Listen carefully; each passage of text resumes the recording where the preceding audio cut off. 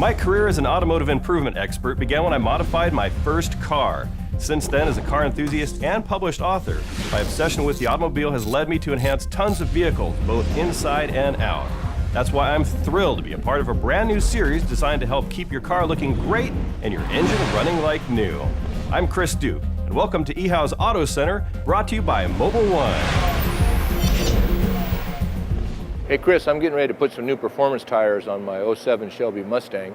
I was wondering if you had some input on the purchase and what I should look for. Well, thanks for the question, Rick. Choosing the right performance tire for your vehicle can seem like a pretty daunting task. There's a flood of information out there to sift through, and if you don't know exactly what you're looking for, it could become very frustrating.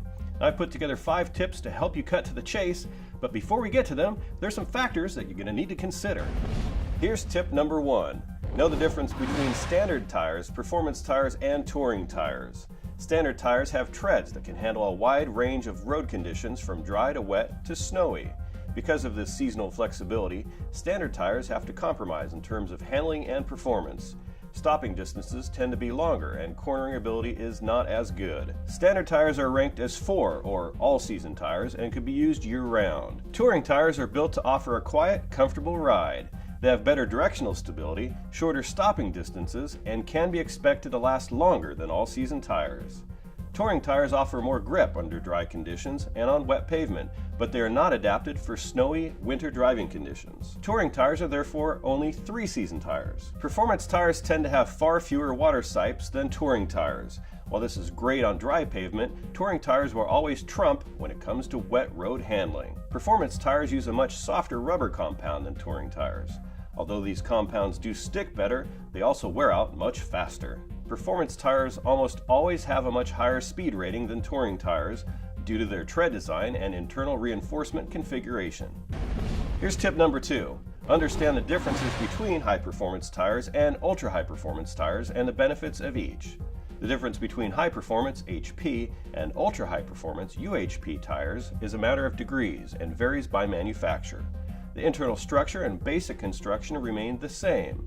The two are generally separated by tread configuration and rubber compound.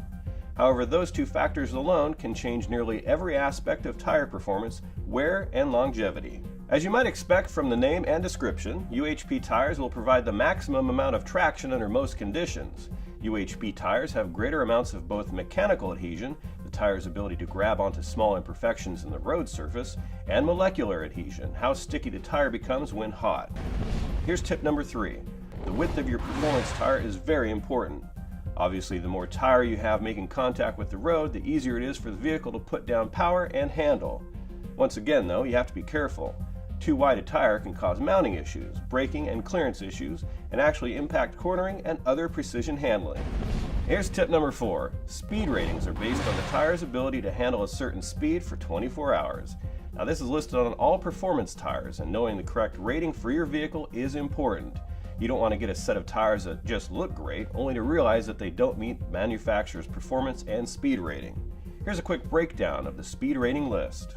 Now, S is rated to 112 miles per hour, T to 118, U to 124, H to 130, V is rated to 149, and Z is rated to more than 149 miles per hour. And finally, here's my last tip, the tire size, which is often the most overlooked. Deciding to change the wheel and tire size when buying performance tires can have a huge impact on the performance, handling, and overall drivability of your vehicle. For example, if you decide to go with too large of a wheel and tire combo on your vehicle, you can suddenly find yourself having major braking problems as well as wheel hop when you accelerate. Finding a happy medium that will not adversely affect the vehicle's center of gravity or suspension too drastically is the best way to go. Now, once you have those concerns out of the way, finding the correct performance tire for your needs should be a lot less difficult. Well, I hope that we've helped you out with these 5 tips to choosing performance tires. Here's a bonus tip that always helps. If you still have doubts, ask your local tire and wheel specialist. They can help you whittle down those last few decisions to find the perfect combination you're striving for. Thanks again for the question, Rick. I hope this information makes it easier for you to decide what's best for your vehicle. For eHow's Auto Center, I'm Chris Duke. Here's to helping keep your car running like new.